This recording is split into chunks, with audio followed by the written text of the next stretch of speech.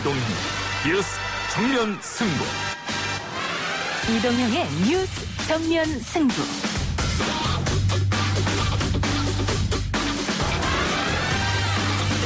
청취자 여러분 안녕하십니까, 이동형입니다. 오늘은 2018년 4월 27일 남북 두 정상이 판문점에서 정상회담을 갖고 도보다리에서 함께한 지 딱 2년이 되는 날이죠. 대통령께서 국민선까지 나와서 맞이해준 정말 감동적입니다. 김정은 위원장과 나는 완전한 대화를 통해 핵 없는 한반도를 실현하는 것이 우리의 공동 목표라는 것을 확인했습니다. 원산에 있다고 알려진 김정은 위원장의 신변은 여전히 베일에 쌓여 있습니다. 그 어느 때보다 국정 운영 추진력을 얻은 정부와 여당은 남북관계 개선에도 시동을 걸고 있는데요. 전문가와 함께 북한의 동향과 한반도를 둘러싼 상황 분석해드립니다. 왕중하고 내하고 모양하면서 네, 바쁘습니다.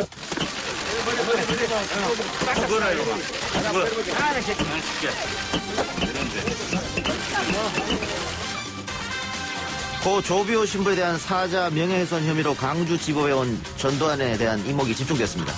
논란이 된 헬기 기총 사격에 대해서도 거리를 두면서 사실이 없는 것으로 알고 있다, 이렇게 법정에서 진술한 것으로 전해지는데요. 5.18 관련 단체와 국민들의 공분을 사고 있는 이번 재판에 대해 전두환 동상 설치 제작자죠, 방금 들으신 뿅망치 소리는 이 동상을 때리는 소리였는데요. 2부에서 전 자유언론 실천재단 정한범 이사 연결해서 이야기 들어보겠습니다. I see the disinfectant where it knocks it out in a minute, 1 minute. And is there a way we can do something like that by injection inside or almost a cleaning? 트럼프 대통령이 코로나19 관련 브리핑에서 빠졌습니다. 연이은 구설수로 비판받고 있는 가운데 미국의 사망자 수는 5만 명을 넘어섰습니다. 오늘 온갖 문제 요금소에서 이 주제로 이야기 나눠보겠습니다. 오늘부터 YTN 라디오 앱이 새로워졌습니다. 보이는 라디오와 뉴스 전문 최신 뉴스까지 쉽고 재미있게 YTN 라디오 그리고 뉴스 정면 승부 듣고 보고 맛보실 수 있는데요. 설치하시고 인증샷 유료 문자 샵 0945로 보내주시면 방송 중에 추첨해서 선물 보내드리겠습니다. 4월 27일 월요일 이동희 뉴스 정면 승부 시작합니다.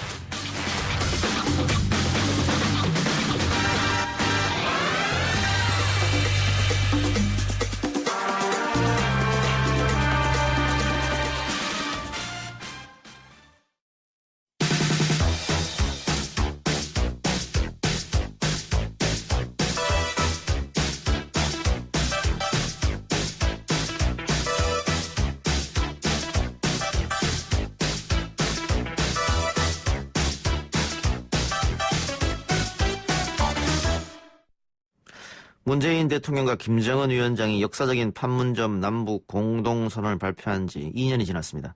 2년이 지났습니다만 비핵화 협상을 비롯해 남북 관계는 여전히 교착 상태에 놓여 있죠. 비핵화 협상에 중요한 열쇠를 쥐고 있는 북미 관계도 소강 국면입니다. 김정은 국무위원장의 건강 이상설까지 더해지면서 향후 협상 전망조차 불투명한 상황인데요.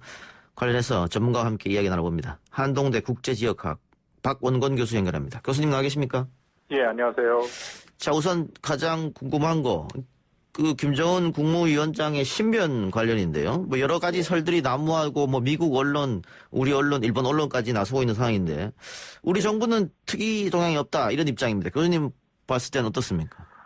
저는 우리 정부가 맞을 것 같습니다. 예. 왜냐하면 이게 여러 가지 정보를 제일 많이 갖고 있는 것이 정부고요. 예. 그리고 아시다시피 우리 정부가 21일부터 나서서 아주 적극적으로 김 위원장 건강이 이상하다고 판단할 근거가 전혀 없다. 예. 사실상 원산인데 지방에 체류하고 있고 정상적으로 활동하고 있는 것으로 보인다라고 얘기를 하고 있지 않습니까? 예. 이거는 여러 가지로 우리 정부로서는 쉽지 않은 결정이죠. 이런 얘기를 하는 게. 예. 왜냐하면 그만큼 우리의 정보 능력을 지금 보여주는 것이고요. 예. 더불어서 북한을 비롯해서 외국 정상 신변에 관해서는 보통 언급을 하지 않는 거가 맞는 거죠. 그럼에도 이 정도 얘기를 했다면 객관적인 정보가 있으니까 하는 것이 아닌가라는 판단이 되고요. 특히 우리 정부의 대북 정보라는 거는 대부분 이 국정원을 통해서 이제 받아들이는데 국정원에서도 이게 혹시 틀리면 굉장히 부담이 있기 때문에 되게 보수적으로 판단했을 가능성이 높거든요. 예. 그렇기 때문에 이런 것이 이제 우리가 시인된 첩보라고 얘기를 하는데 검증을 마친 그런 정보죠. 그래서 일단 우리 정부의 그런 판단이 맞지 않을까 그렇게 생각을 합니다. 예. 그 북한 최고 지도자의 신변에 관한 정보는 뭐 웬만한 분들은 알 수 없는 문제고 언론도 마찬가지일 텐데 어쨌든 CNN 보도나 최근에 또 일본에서는 중국 의료진이 50명이 파견됐다 이런 보도까지 나와서 말이죠. 예. 많이 혼란스러운데 그런데 만일 우리 정부 말처럼 특이사항이 없다고 한다면 도대체 왜 나오지 않는 것이냐 이런 의문점이 듭니다. 그거야 가장 어려운 질문인 것 같은데요. 예. 뭐 좀 이상한 면이 분명히 있긴 있습니다. 뭐 시작은 이미 다 잘 알려진 것처럼 4월 15일 태양절에 금수산 태양궁전을 김정은 위원장이 참배하지 않았죠. 예, 예. 이제 그게 사실은 모든 문제의 시작이었다라고 보면 될 것 같고요. 왜냐하면 이것은 뭐 집권한 이후에 한 번도 빠진 적이 없었고 그 북한 입장에서는 민족 최대의 명절이고 또 북한 주민들이 다 보는 거거든요. 예. 그런데도 빠졌다라는 것은 상당히 이례적인 것은 맞다. 그리고 또 하나는 이렇게 신병 이상설이 계속 나오는데도 불구하고 북한 매체에서 벌써 지금 열흘이 넘었는데 아무런 반응이 없지 않습니까? 예. 그것도 좀 이상한 일이고요. 그리고 제가 지금 가장 주목하는 것은 얼마 전에 한국과 미국이 공중연합훈련을 하지 않았습니까? 예. 미국과 일본도 했죠. 공중연합훈련을 했는데 미일연합훈련에서는 그 B-1B 전략폭격기가 오지 않았습니까? 예. 북한이 가장 비판하는 그런 무기체계거든요. 예. 더불어서 이런 훈련이 있으면 북한은 즉각적으로 한국과 미국, 일본을 비난을 하는데 지금까지 아무런 얘기가 없어요. 예. 그러니까 이거는 글쎄 뭐 저는 정확하게 신변 이상에 대해서 김정은 위원장이 어떤 수준인지 모르고 우리 정부의 판단이 맞을 거라고 생각을 하는데 예. 이 부분에 대해서는 좀 설명이 안 되죠. 이상하다 그 부분은. 예, 이상한 부분이 있죠. 특히 왜냐하면 이거는 한국과 미국, 일본을 세 국가를 다 비난을 해야 되는데 이 비난을 위해서는 최고 지도자의 제가가 반드시 필요하거든요. 예. 어떻게 보면은 어떤 상황인지 정확히 모르겠지만 정상적인 통치 행위는 지금 조금 중단된 거 아닌가. 뭐 그런 판단도 가능하다고 생각합니다. 김일성, 김정일 때도 이와 비슷한 사례가 있었습니까? 뭐 두문불출한다거나. 예, 있었죠. 뭐 김정은 위원장 때도 21일간 우리 통일부가 계속 얘기를 하는데 잠행을 했을 경우가 있었죠. 근데 지금 말씀드린 것처럼 지금은 상황이 조금 다른 게 그 금수산 태양궁전에 드러나지 않았다라는 거고요. 또 하나는 북한이 사실상 폐쇄 사회가 아닙니다. 지금은. 예. 그러니까 지도자의 부재에 대해서 북한 주민들도 이게 외부에서 이 정도 알고 있으면 다 알고 있을 거거든요. 예. 그러니까 이게 계속 아마 길어지면 북한 내부에서도 좀 약간 뒤숭숭한 그런 분위기가 분명히 발생을 할 텐데 그럼에도 안 나타나고 있다라는 것은 글쎄요. 뭐 이건 참 설명하기가 쉽지는 않습니다. 예. 오늘 또 보도를 보면은 원산에 김정은 전용 기차가 원산역에 있다 이런 보도도 있었고 말이죠. 또 우리 정부 측에서도 아마 원산에 있는 것 같다라고 얘기한 거 보니까 평양에는 없는 거 확실한 것 같습니다. 예, 그렇습니다. 예. 그래서 뭐 일부에서는 이제 코로나19의 영향이 아닌가 뭐 그런 얘기도 있죠. 그것도 하나의 가능성으로 저는 보는데요. 왜냐하면 그 최고인민회의가 있지 않았습니까? 예. 거기에 전체적으로 600명 이상이 687명이 전국에서 모였습니다. 예. 그러니까 지금 이 코로나19가 북한은 전혀 확진자가 없다라고 얘기를 하지만 뭐 국제사회에서는 전파가 됐을 가능성이 있다라고 얘기를 하는데 예. 뭐 북한 각지에서 687명이 평양에 모였다라면은 이건 뭐 전파의 가능성을 배제할 수는 없지 않습니까? 예. 그래서 김정은 위원장이 원산으로 간 거 아닌가? 뭐 일본 언론에서 이제 그런 얘기들을 하고 있죠. 알겠습니다. 자, 어쨌든 이 4.27 판문점 선언 2주년을 맞았는데 2년 전만 해도 곧 봄이 오지 않겠나 싶었습니다만 다시 얼어붙었어요. 예, 이거 참 일종의 롤러코스터죠. 예. 뭐 2017년에는 뭐 거의 한반도에서 전쟁이 난다고 얘기를 했다가 예. 말씀하시는 것처럼 18년 4.27 판문점 선언, 싱가포르 회담, 뭐 정말 평화가 오는 분위기가 됐다가 2019년에 하노이 회담이 결렬되면서 북한이 정면 돌파 노선을 얘기해버리고. 예. 그 참 판단하기가 어려워요. 2020년 현재가 중요하지 않습니까? 예. 상당히 불확실한 게 지금 진행이 되고 있다라는 것은 맞습니다. 최소한 북한 입장에서는 미국 대선 11월까지 좀 긴 호흡으로 가겠다라고 생각을 하고 있는데 지금 말씀을 나눈 코로나가 또 변수가 되고 있고 참 어려운 상황이다, 복잡한 상황이다라고 판단이 됩니다. 예. 우리 정부는 아마 여당이 압도적 승리를 거둔 이번 총선 결과를 바탕으로 해서 남북 관계를 개선시키겠다 이런 생각이 있는 것 같아요. 그래서 뭐 철도 연결 사업도 재개하고 하는 것 같은데 문제는 북쪽에서 어느 정도 호응이 있겠느냐. 지금까지는 전혀 호응이 없었단 말이죠. 어떻게 보십니까, 앞으로?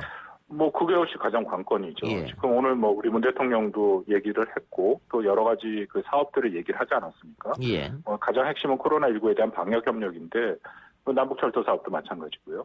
근데 이 모든 것이 말씀하신 것처럼 북한이 어느 정도 호응을 해야 되는데 지금 현재 상황으로서는 호응하는 모습이 보이진 않죠. 예. 근데 분명한 것은 북한이 원하는 3대 사업이 있습니다. 그 중에 하나가 철도고요. 예. 나머지는 도로와 산림이죠. 예. 북한의 입장에서는 이 세 개가 가장 낙후되고 또 가장 필요한 것들이기 때문에 한국과의 협력이 필요합니다. 그래서 상당 부분 뭐 이게 이 내용이 이제 2018년 4.27 판문점 선언에서 논의가 됐던 거고 합의가 됐던 거 아닙니까? 예. 그래서 18년에 상당히 진행이 되다가 19년부터 이것도 지금 막힌 상황이거든요. 예.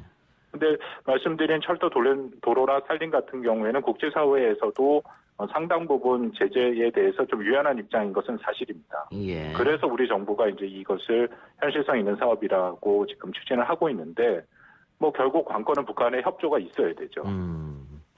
그러니까 말씀하신 대로 철도, 도로, 산림 우리 남한 정부의 힘을 빌리지 않으면 어려운 거 아니겠어요? 그렇죠. 예. 예. 그래서 일단은 뭐 우리도 그 북한이 대화에 응할 때까지 일단 남쪽에 있는 것부터 먼저 하겠다 이런 생각인 것 같습니다. 철도도 그렇고. 예. 근데 뭐 북한이 어떻게 호응해야 될지 조금 지켜봐야 될 문제인데 전문가들도 의견이 좀 갈리더라고요. 호응하지 않을 것이다, 또 호응할 것이다 이런 식으로. 지금 북한의 입장은 결국 코로나19가 굉장히 중요한 변수가 된다라고 생각을 하는데요. 예. 코로나19가 만약 없었다면 북한은 작년 연말에 정면 돌파 노선을 통해서 분명하게 얘기를 했습니다. 장기 노선이다. 예. 그러니까 적어도 올 연말까지는 미국과의 관계, 한국과의 관계에 의미 있는 관계를 하지 않겠다. 분명히 그렇게 밝혔거든요. 예. 그렇다면 지금 얘기하고 있는 뭐 남북 철도 사업이라든지 아니면 우리 문 대통령이 신년사에서도 5대 프로젝트를 얘기했는데 그것이 좀 진전되기 어렵죠. 근데 코로나라는 것이 북한도 예상치 않은 복병이기 때문에 예. 북한에서도 경제적으로 버티기가 어렵거든요. 정변 돌파 노선의 관건은 결국 경제가 뒷받침해줘야 되고 버텨줘야 되는데 지금 그게 어려운 상황이니까. 예. 그래서 뭔가 이제 좀 전향적인 입장으로 나올 수 있지 않을까 하는 일말의 기대가 조금은 높아진 상황이죠. 예, 그래서 문재인 대통령도 가장 현실적이고 실천적인 남북 협력을 찾겠다. 그게 아마 코로나19를 통한 남북 협력, 뭐 네. 의료일 수도 있겠고 그것들이. 근데 네. 10여 년 전에 그 인플루엔자 유행했을 때 그때는 북한이 그 우리 측 도움을 받았단 말이죠. 치료제도 받고. 네, 맞습니다. 예. 이번에도 그럴 가능성이 있어 보입니까? 처음에 2월까지만 해도 가능성이 더 높다고 봤습니다. 예. 왜냐하면 2월 초에 북한 보건성이 직접 나서서 국제사회에 이 협력을 요청을 했었거든요. 예. 그래서 유엔 산하기관이라든지 국제기구들이 이 방역 물품들을 상당히 모아서 지금 북한한테 보내놓은 상태인데 문제는 북한이 이거를 수용하기 것을 생각보다 빨리빨리 적극적으로 수용하지는 않더라고요. 예. 제가 확인한 바에 의하면 보낸 지 한 달 후에 3월 말부터 일부 물품이 지금 북한에 들어가고 있고 그 액수랑 종류도 다양하지 않습니다. 뭐 우리 돈으로 한 1억, 2억 정도 수준이고요. 예. 그 참 이것도 하나의 우리로서는 난제인데 도대체 북한이 왜 이러는가? 뭐 두 가지 정도 생각할 수가 있는데요. 하나는 코로나19가 생각보다 심각하지 않다. 그러니까 북한이 뭐 방역을 철저하게 해서 그런 격리를 했기 때문에 오히려 초기에 이 코로나19를 잡았다라고 볼 수도 있고요. 두 번째는 중국이 적극적으로 좀 지원하지 않는가. 예. 지금 이 국면에서 그렇다면은 사실상 우리와의 방역 협력을 할 북한의 필요성이 좀 낮아질 수도 있죠. 코로나 청정 지역이라고 선전했는데 그런 물품을 받는 게 좀 그런 이유도 있지 않을까요, 혹시? 그래서 2월 달에 북한이 어떻게 보면 공개적으로 이것을 요청했을 때 이것이 좀 모순된다라고 얘기를 했고요. 예. 그러니까 뭐 스위스 같은 국가는 북한이 정확하게 코로나19의 상황을 밝히지 않으면 지원할 수 없다라고도 얘기를 했고, 근데 지금 상황을 전체적으로 놓고 보면 아까 최고인민회의 예도 들었습니다만 전반적으로 우리가 생각했던 만큼 그렇게 심각한 것 같지는 않습니다. 알겠습니다. 자, 오늘 문 대통령이 남북 관계의 답보 상태 원인을 현실적으로 존재하는 국제적인 제약을 넘어서지 못했다라고 얘기했는데 결국은 네. 미국 이야기하는 거 아니에요? 저는 조금 다르게 읽었는데요. 예. 이 미국과 국제사회 대북 제재로 인해서 협력의 한계를 인정한 발언이죠. 예. 네, 그거는 맞는데, 근데 그렇다고 이것을 당장 뭐 제재 대우에서 이탈하겠다 그런 뜻은 아닌 것 같고요. 예. 문 대통령의 발언에 의하면 아까 잠깐 말씀하셨습니다만 우리는 현실적인 제약 요인 속에서도 할 수 있는 작은 것을 실천하겠다라고 하면서 얘기한 사업들을 보면 이 코로나19가 있고요. 예. 철도 연결, 비무장지대 국제평화지대와 공동유해 발굴 사업, 이산가족 상봉 등이 있습니다. 그러니까 이 사업들은 근데 사실상 국제사회의 제재에 그렇게 심하게 저촉되는 것들이 아니거든요. 예. 그러니까 국제사회의 협력을 얻을 수 있는 그런 사업들이죠. 예. 그래서 뭐 말 그대로 문 대통령 표현 그대로 할 수 있는 것들을 좀 찾아서 얘기를 했다라고 생각이 됩니다. 특히 이 부분을 제가 주목한 게 북한 개별 관광은 여기 포함이 안 됐거든요. 예. 오히려 북한 개별 감각은 좀 논란의 여지가 있으니까 이것을 빼고 국제사회의 호응을 받을 수 있는 그런 사업으로 우선 얘기했다. 예. 그렇게 판단이 됩니다. 뭐 일각에서는 우리 정부가 미국 눈치를 너무 본 것 아니냐 이런 지적도 있었지 않습니까? 또 북한도 그런 저런 이유로 해서 뭐 우리 정부를 계속 비난했던 것이고. 예, 근데 뭐 이거는 꼭 미국의 눈치라기보다 국제사회의 제재가 지금 이중삼중 걸려 있으니까요. 예. 뭐 이거는 우리 정부가 어떤 상황이 되든지 이것을 돌파하기는 쉽지는 않죠. 그것을 뭐 미국 한미 간의 협의가 필요한 그런 사업들이고, 그래서 지금 말씀드렸던 남북 철도 사업 같은 경우에는 국제사회가 좀 전향적인 입장이긴 있었습니다. 그래서 뭐 한미 간의 협의도 좀 된 거로 제가 알고 있고요. 근데 북한이 일정 수준 작년부터는 여기에 지금 호응하지 않고 있는 상황이기 때문에 예. 좀 진전이 어렵고 예. 어려운 상황이 된 것이죠. 뭐 북미 대화도 교착 상태고 지금 코로나19나 또 뭐 미국 대선이 있기 때문에 뭐 단기간에는 좋아지지 않을 걸로 보이고요.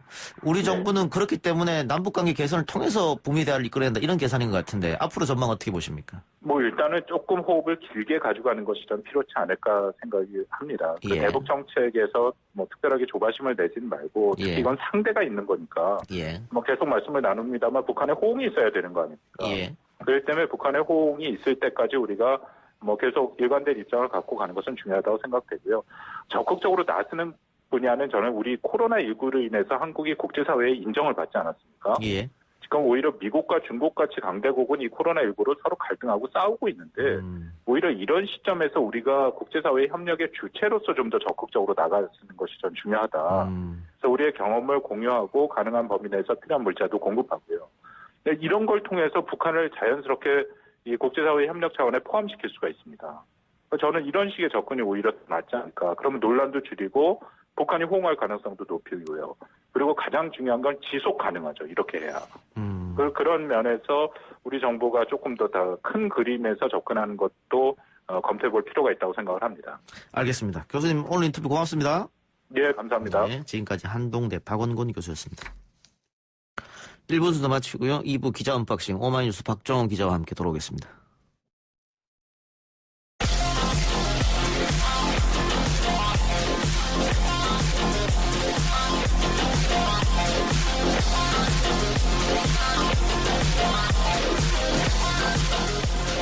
오늘 나온 뉴스들을 언박싱해드린 기자 언박싱 오마이뉴스 박정원 기자 나왔습니다. 어서 오십시오. 네, 안녕하십니까? 자, 여야가 2차 추경 심사에 착수하기로 했죠? 네, 그렇습니다. 지금 심사가 진행 중이고요. 그리고 오후에 민주당의 윤우덕, 통합당의 김한표 원내수석 부대표가 국회에서 만났는데요. 수요일 29일 국회 본회의를 열고 긴급재난지원금 지급을 위한 2차 추가행정 예산안을 처리하기로 했습니다. 이에 따라 전 국민을 대상으로 4인 가구 기준으로 100만 원 이 긴급재난지원금 다음 달 지급될 것으로 전망이 되는데요. 어제 사실 여야가 합의를 했죠. 국민 100%에게 지급하기로 합의를 했고 이 예산 가운데 지방정부가 부담해야 했던 1조 원을 세출 조정, 그러니까 정부 예산을 조정해서 정부가 부담하는 데 뜻을 모으면서 오늘부터 상임위별 심사에 들어갔습니다. 내일 예결위 전체회의와 수요일 예결위 소위를 거쳐서 본회의에서 2차 추경안의 통과가 예상됩니다. 예, 5월 13일 날 정부는 예상하고 있는데 네. 5월 13일쯤에 지급될까요? 그렇게 지금 정부가 진행하고 있고요. 문재인 대통령과 정세균 총리도 우선 준비를 해라. 예. 바로 통과가 되면은 갈 수 있게 준비를 해놔라라고 얘기를 하고 있습니다. 야당이 반대하다가 갑자기 입장을 바꾼 이유는 뭡니까? 지금 상황이 좋지가 않죠. 예. 보면 여론도 좀 계속해서 안 좋은 것 같아요. 그렇습니다. 그러니까 김재원 정책의장이 계속 주장했던 건 뭐냐면 황교안 전 대표가 약속을 했다라는 민주당과 국민들의 비판이 있으니까 아니 그거는 100조 원이라는 정부 예산을 줄였을 때 할 수 있다는 얘기였다라고 얘기를 하고 있고 또 그 얘기는 처음에는 난 그거는 모르는 얘기다 이런 식으로 또 얘기를 하기도 했었는데요. 그러다가 또 심재철 원내대표는 당정이 합의하면 해주겠다. 그렇습니다. 근데 합의해서 왔더니 또 세부안을 내라. 예. 뭐가 바뀌었냐. 22가지 요구하는 걸 가져와라라고 얘기했는데요. 예. 그래서 여론이 좀 안 좋아졌고. 그렇습니다. 발목 잡는 거 아니냐. 네. 아직 선거 패배해놓고 반성이 없다. 뭐 이런 여론이 있었고. 그 가장 중요한 것은 그 비대위원장으로 될 것으로. 네. 맞습니다. 지금 보여지는 김종인 위원장의 네. 한마디 때문에 바뀐 거 아닌가 그런 생각도 들어요. 맞습니다. 그게 크게 작용한 걸로 보이는데요.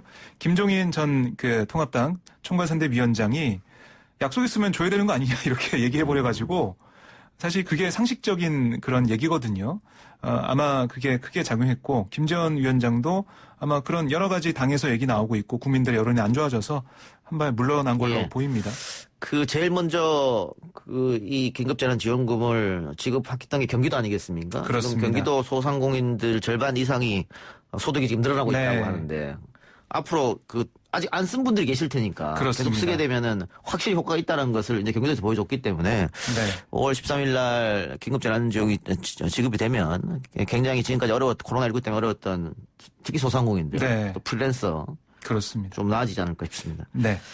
오늘이 4.27 판문점 32주년인데 강원도 고성군 제진역에서 동해 북부선 추진 기념식이 열렸네요. 그렇습니다. 동해 북부선은 강릉에서 제진역을 잇는 종단 철도인데요.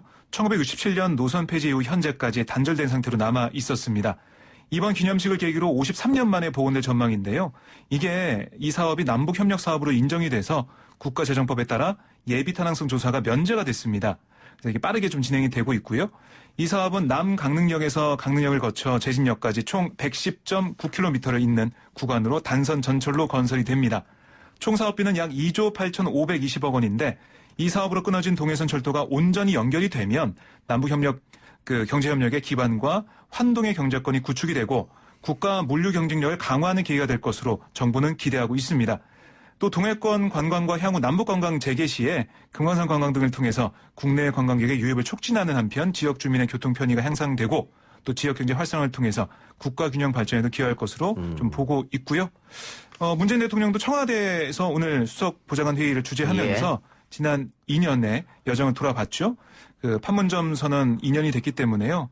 여러 가지 향후 남북관계 발전을 위한 로드맵을 소개를 했습니다. 예. 네. 알겠습니다. 북한이 홍위 있냐 없냐 이게 가장 그렇습니다. 중요한 걸 텐데 좀 지켜봐야 될 것 같고요. 네. 예, 우리 청취자들 질문이 아까 긴급재난지원금 관련해서 네. 소득 상위 30% 기부 얘기 있었잖아요. 그거 어떻게 되느냐는 질문이 있네요. 네, 고용보험 기금으로 갈 걸로 좀 예상이 됩니다. 지금 민주당에서 특별법 발의하겠다. 그렇습니다. 그렇게 예. 냈기 때문에요.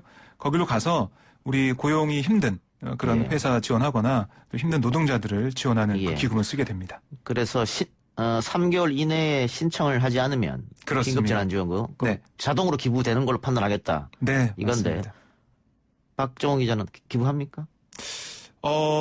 저는 좀 생각을 해봤는데요. 예. 그래도 그 지역 경제를 위해서 제가 좀 쓰는 게 더 도움이 되지 않을까 그런 판단을 하고 있습니다. 그렇죠. 예. 저는 기부하겠습니다. 네. 잘한 결정입니다. 예. 네. 그래요. 지금 YTN TV 속보로도 계속 나오고 있는데 고 조비오 신부의 명예를 훼손한 혐의로 재판한 전두환 씨 법정에 섰습니다. 그렇습니다. 전 씨가 오늘 낮 12시 19분쯤 광주지법에 도착해서 수용차에서 내렸는데요. 경원이 내민 손을 잡고 부인 이순자 씨와 함께 건물 안으로 좀 들어갔는데 좀 화면 통해서 많이 보셨겠지만은 거동이 불편한 모습은 보이지 않았습니다. 근데 전 씨는 왜 책임지지 않느냐 이런 취재진의 질문에 아무런 대답을 하지 않고 건물로 들어갔는데 취재진 전 씨에게 여러 가지 질문 던졌습니다. 이렇게나 많은 죄를 짓고도 왜 반성하지 않는가? 수많은 사람이 죽었는데 왜 책임지지 않는가라고 물었지만 전 씨는 고개도 돌리지 않고 경호원의 뒤를 따라 이동을 했습니다. 지금 아마 제가 여기 들어오기 전까지만 해도 계속해서 이 법정에서 재판이 진행된다고 제가 보고 왔는데요. 이 법정에서 인정신문이 있었습니다. 그러니까 전 씨의 신원을 확인하는 그런 절차가 있었고요. 왜냐하면 재판은 바뀌었기 때문에. 예. 근데 전 씨는 눈을 감고 있다가 재판장이 검사의 공소 사실을 인정하냐 묻자 눈을 뜨며 내가 알고 있기로는 당시의 헬기에서 사격한 사실이 없는 것으로 알고 있다라고 혐의를 부인했습니다. 그러면서 뭐라고 했냐면 만약에 헬기에서 사격했더라면 많은 희생이 있었을 것이다. 그런 무모한 헬기 사격을 대한민국의 아들인 헬기 사격수 중위나 대위가 하지 않았다고 본다라고 주장을 했습니다. 예. 오늘 또 법정에서 졸았다고 해요? 그렇습니다. 지난번에도 졸았는데요. 오늘도 팔짱을 끼고 눈을 감았다 떴다 반복하며 잠을 이겨내려 했지만은 결국 조는 모습이 관측이 됐습니다. 그 법정에 출정할 때 뭐 별다른 충돌은 없었습니까? 그러니까 이게 조금 약간 그 사람들이 좀 몰리면서 소란소란 그런 느낌은 있었는데요. 예. 그 들어올 때는 경호원들이나 이 관계자들이 밀치면서 좀 길을 터줬고요. 그리고 사실 이 법정 정문을 통해서 들어올 걸로 예상을 했습니다. 예. 전 씨가 탄 차가. 예. 근데 후문으로 갔어요. 근데 5월 단체와 각종 시민들이 전 씨가 법원 정문으로 올 것으로 예상해서 그 앞에서 항의 피켓을 들고 오전부터 기다리고 있었는데, 그리고 경찰도 한 1,500명 정도가 그쪽에서 대기하면서 만약에 충돌에 대비했는데요. 후문으로 들어오면서 전시 차량은 아무런 뭐 항의 소리나 이런 걸 받지 않고 그냥 법정으로 들어올 수가 있었습니다. 알겠습니다. 우리 조금 있다가 전두환 동상 제작자죠. 정한범 씨랑 전화 인터뷰하면서 자세한 거 여쭤보고요. 오고돈 전 부산시장은 어떻게 당에서 제명 조치가 내려졌습니까? 그렇습니다. 당 윤리심판원이 오후에 전체 회의를 열었는데요. 만장일치로 제명을 의결했습니다. 임채균 원장은 기자들과 만나서 제명 판단 이유에 대해 사안의 성격상 피해자 보호도 있어서 구체적인 경위는 말할 수 없고 제명할 사안으로 봤다, 이렇게만 얘기를 했습니다. 이어 이 오고돈 전 시장의 소명자료 제출 등에 대해서는 소명자료는 제출하지 않았다, 소명을 포기한 것이다라고 얘기했고요.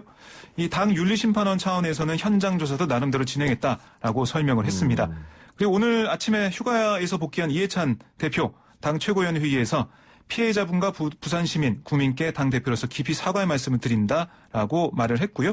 비공개 최고위원회에서 미리 이 사안을 몰랐다, 휴가 중에 전화 받고 알았다, 이렇게 다시 한번 강조를 했습니다. 알겠습니다. 뭐 정의당에서는 내년에 있을 보궐선거에 네. 민주당은 후보를 내지 마라, 뭐 이런 얘기도 했던 것 같은데. 근데 사실 민주당 입장은 뭐냐면 지금 후보를 낼지 말지 그 얘기하는 것 자체가 말이 안 된다라는 입장이고요. 당원에 있긴 있습니다. 관련된 내용이 있는데 부정부패 등의 뭐 중대한 사유가 있을 때 그런 걸로 인해서 민주당 소속 뭐 지자체장이나 뭐 선출직이 그만두게 되면 후보를 내지 않는다라는 그런 조항이 있거든요. 근데 이걸 어떻게 볼 것이냐, 이 사안을 거기에 적용시킬 것이냐 안 할 것이냐, 이것도 논란이 있는데 우선은 민주당 입장에서는 지금 뭐 선거 얘기할 때가 아니다, 이걸 계속해서 얘기하고 있습니다. 그리고 뭐 여러 가지 이야기가 나오고 있습니다만은 이참에 법으로 만들자. 그러니까 재보궐 선거를 치르게 한 책임이 있는 정당에서는 후보를 내지 않는 것. 그 국회의원들 자기들끼리 모아서 법 만들 수 있거든요. 그렇습니다. 몇 년 전부터 하자고 계속 하다가 이제 안 되는 건데 이번을 기회로 좀 법을 만들었으면 어떻을까 그런 생각이 들어요. 뭐 지금 여당이 180석 압승을 했으니까요. 이런 것들, 국민들이 요구하는 것들, 이걸 모아서 법안 만들면은 쉽게 처리할 수 있을 거라고 생각을 하고요. 통합당 지금 이 사안에 대해서 여러 가지 지금 공세를 펴고 있는데 지금 성추행 사건이 발생한 이후, 그러니까 이 피해자 사퇴 요구를 받아들여 이를 약속한, 그러니까 공증을 벌인 곳이 법무법인 부산으로 알려지고 있거든요. 그러니까 법무법인 부산과 문재인 대통령 등 청와대 인연을 지적하면서 어느 국민이 청와대가 몰랐다는 것을 믿을 수 있겠느냐, 이런 의혹을 제기하고 있고, 곽상도 통합당 의원 역시 뭐 법무법인 부산과 청와대는 상시 연결되어 있는 채널이라고 봐야 한다, 이렇게 주장을 하고 있고, 청와대가 해명하라, 이렇게 요구를 하고 있습니다. 자, 하나만 더 해볼까요? 지금 미래통합당에 주셨으니까. 김종인 비대위 하냐 마냐 놓고 갈등이 계속 이어지는 것 같습니다. 그렇습니다. 오늘도 통합당의 3선 당선인 15명 중에 11명이 오전에 국회에서 3선 모임을 했는데요. 여기서 지도체제의 문제는 향후 당의 명운을 가르는 중요한 문제다. 그러니까 당선자 총회에서 개혁 방향과 내용의 총의를 모은 다음에 이를 바탕으로 논의해야지 먼저 해서는 안 된다라고 의견을 모았습니다. 그래서 당선자 총회를 내일이라도 먼저 개최한 다음에 정국위를 열자라고 지도부에 강력히 요청을 했는데요. 여기에 대한 지도부의 입장은 아직 나오지 않았습니다. 근데 김종인 비대위에 대한 찬반 논의에 대해서는 김종인 비대위 문제가 아니고 형식상 절차상 문제에 관해서만 얘기했다라고 3선 모임에서는 얘기를 하고 있는데, 김종인 비대위에 대한 비판을 하는 뭐 당선인도 있고, 아니다, 김종인 비대위원장밖에 우리 카드가 없다라는 그런 얘기도 나오고 있는데요. 만약에 그냥 내일 정국이 열린다면 아시겠지만 정국이 열리면은 그냥 뭐 어떤 토론, 심도 있는 토론이 이루어지지 않습니다. 그냥 쭉 가는 거기 때문에요. 김종인 비대위 체제가 들어설 가능성이 커 보입니다. 근데 뭐 당선인 중에서 찬성자도 있습니다만 반대자도 있을 테고. 그렇습니다. 지금 가장 큰 문제는 김종인 비대위가 김종인 비대위 체제가 꾸려지면 네. 일단 김종인 위원장이 될 텐데 김종인 비대위원장은 그 임기나 이런 네. 것들 제한 없다. 그리고 정권을 달라. 그렇습니다. 이런 요구지 않습니까? 그러다 그런 보니까 요구겠죠. 반발이 더 심한 네. 것 같아요. 뭐 특히 이 당권 주자들, 네. 조경태 최고위원이나 당권 주자들이나 아니면 대권 주자들, 그 유승민 의원이나 홍준표 전 대표나 뭐 안철수 대표 얘기까지 뭐 일각에서 나오고 있던데요. 어쨌든 그런 그 당권과 대권을 노리는 그런 주자들이 많이 반발을 하고 있고요. 그러니까 조혜진 의원 같은 경우는 유승민계지 않습니까? 그래서 예. 더 유승민 의원의 입장을 좀 보여주면서 아마 강하게 반발하는 것 같은데요. 이런 목소리가 나올 수밖에 없고요. 예. 김종인 비대위가 꾸려진다고 해도 지금 신재철 원내대표 같은 그 얘기하는 걸 들어보면 내년 3월까지 그러니까 1년 정도만 임기를 보장하는 쪽으로 가고 있다 이렇게 얘기하고 있는데 글쎄요 비대위 자체 임기가 1년으로 간다 이것도 좀 이상해요. 말 그대로 비상대책인데 1년을 간다는 그렇습니다. 것도 좀 이해가 안 되는 부분인데 네. 그 무소속 당선자들을 복당시키는 것도 지금 시간이 좀 걸릴 것 같고요. 그렇습니다. 홍준표 전 대표는 처음에는 김종인 비대위 찬성했었는데 네. 김종인 위원장이 그 홍준표 전 대표 같은 경우 지난번에 대통령 선거 나온 사람들은 끝났다 이제 네. 뭐 사실상 그런 식으로 얘기를 해서 갑자기 마음을 돌리는 것 같아요. 그러면서 연일 맹폭하고 있거든 김종인 비대위원장을. 예, 그 맹폭 내용이 충격적이죠. 예. 뭐 27년 전에 있었던 일, 뇌물 사건, 예. 그걸 꺼내 들었는데요. 사실 좀, 세대가 좀 어린, 2030 세대 쪽에서는 잘 모르는 일일 겁니다. 예. 뭐 저희 세대도 그렇게 정확히 그 사안을 잘 모르고 있는 상황이었는데, 예. 이걸 꺼내 들면서 김종인 비대위 그 청렴성, 그런 것들을 좀 상처를 내고 있는 그런 모습을 보이고 있습니다. 그런데 만일 이게 김종인 비대위 체제가 출범하게 되면 네. 그럼 이렇게 되면 홍준표 복당하면 물 건너가는 거 아니에요? 그럴 가능성이 커 보입니다. 어허. 홍준표 전 대표가 계속해서 맹공을 펼치고 있는데요. 김종인 비대위원장 체제가 되면, 그러니까 70년대생으로 그다음에 경제 전문가를 대권주자로 내세워야 된다 계속 얘기하고 있기 때문에 홍준표 전 대표가 뭐 조건에 해당되지가 않습니다. 그래서 홍준표 전 대표는 좀 갑갑한 입장이죠. 알겠습니다. 좀 더 지켜보죠. 오늘 말씀 고맙습니다. 네, 고맙습니다.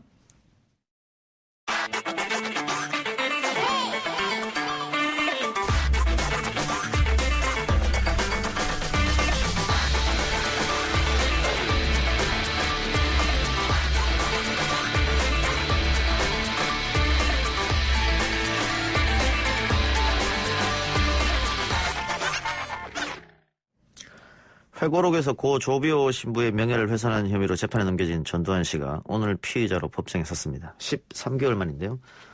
오늘 전두환 씨 재판에 맞춰서 서울 광화문에 설치됐던 전두환 동상은 광주로 옮겨졌습니다. 광주로 옮겨진 전두환 동상에 전두환 씨의 엄벌을 촉구하는 퍼포먼스도 벌어졌었는데요. 이 동상을 처음 만들자고 제안했던 제작자 연결해 보겠습니다. 자유언론 실천재단 전 이사로 활동했던 정한범 씨입니다. 정한범 씨 나와 계십니까?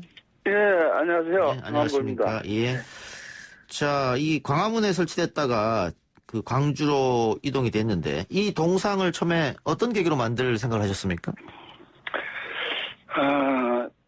기억하자, 잊지 말자. 뭐 건선지향을 말하고 싶었습니다. 예. 악행은 반드시 징벌해야 된다. 광화문에 설치됐을 때 그 많은 분들이 반응은 어땠었습니까?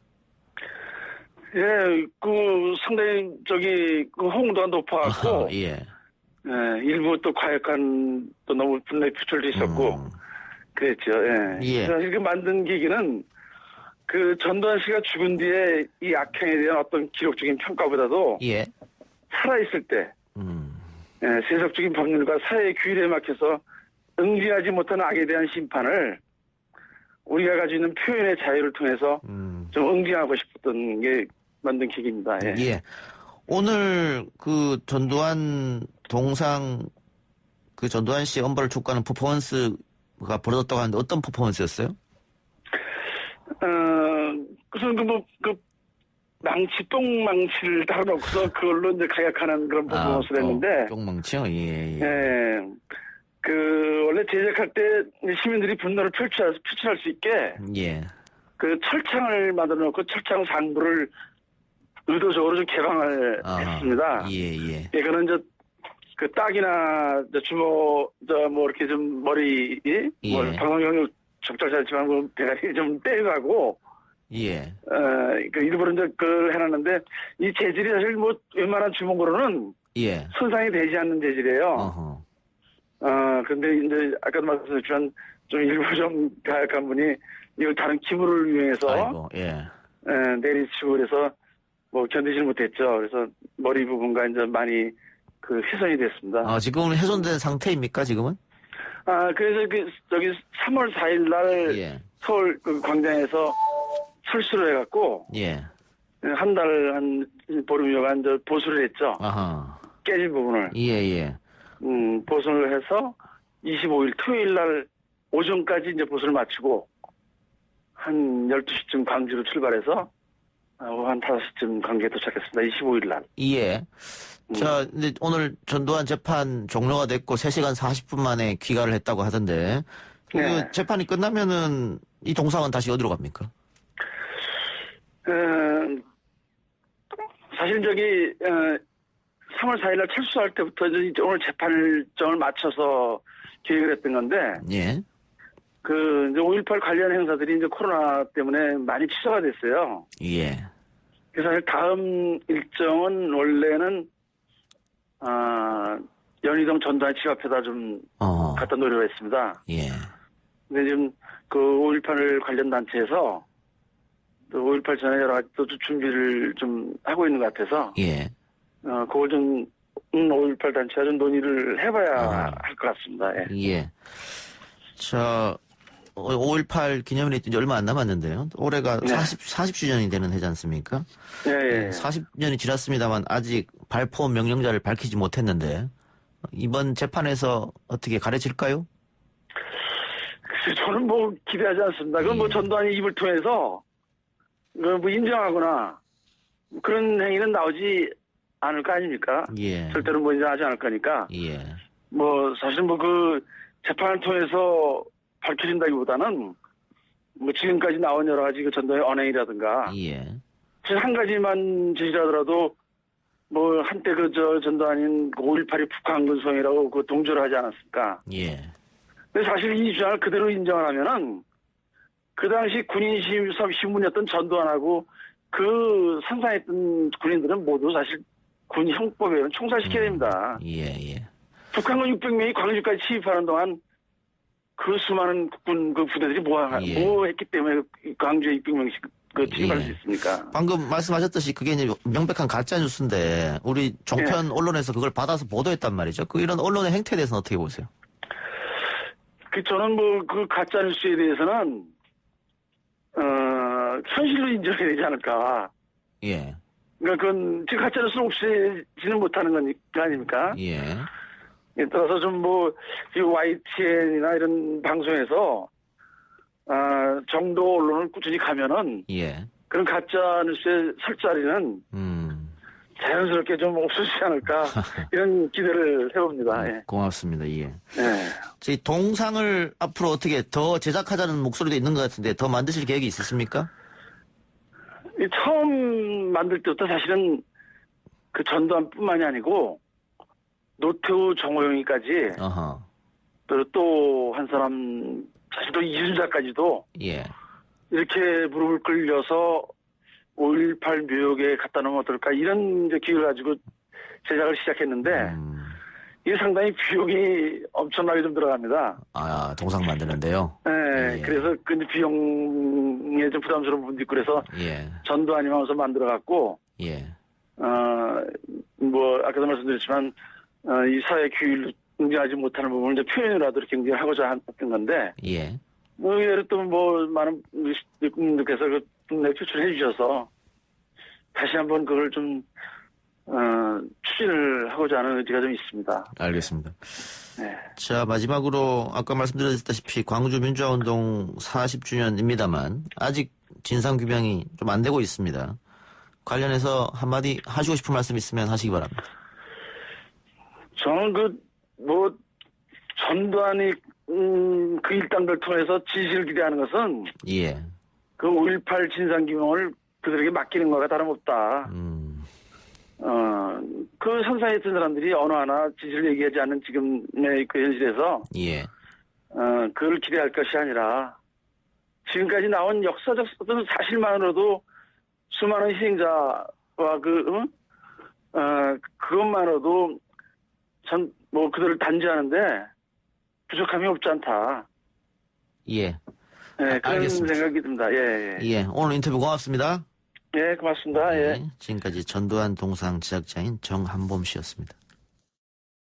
아 글쎄 안 들려 들을 뉴스 없어 아무 뉴스도 귀에 들어오지 않아 듣고 또 들어도 들을 뉴스 없어 만든 게 이 프로야 이동영의 뉴스 정면 승부.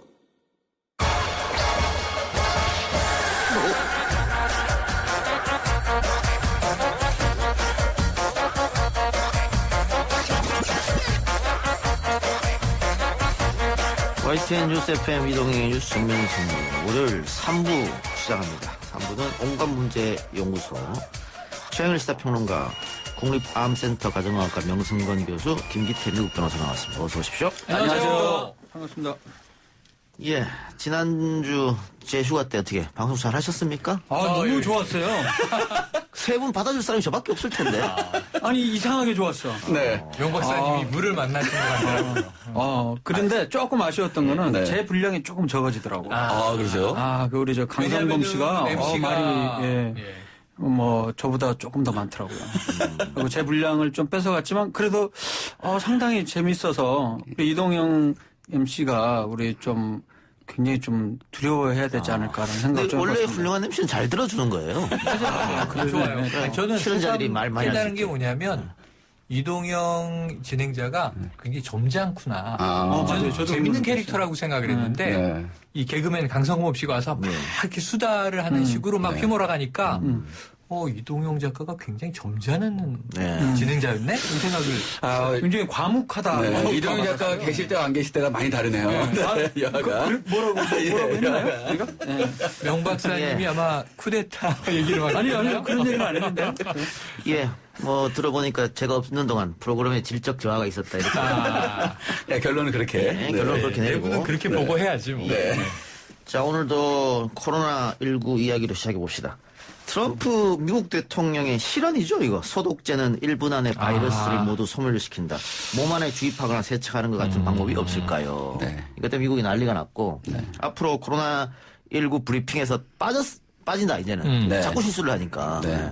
이틀간 브리핑도 안 했습니다. 이런 이야기를 왜 했을까요, 그런데? 그러니까 이게 여기 보시면 아시겠지만 이게 바이러스가 지난 23일 날 코로나19 태스크포스 브리핑에서 당시 국토안보부 관계자가 바이러스가 고온다습한 환경에 약하고 그다음에 살균제에 노출되면 빨리 죽는다는 연구 결과를 소개하자 그렇다면 이 연구 결과를 바탕으로 해서 우리 자외선 노출을 많이 하고 살균제를 인체에 주입하는 것을 한번 검토해보라고 발언한 것이 이 살균제 주입의 진원지가 된 거죠. 아니, 그래서, 상식적으로,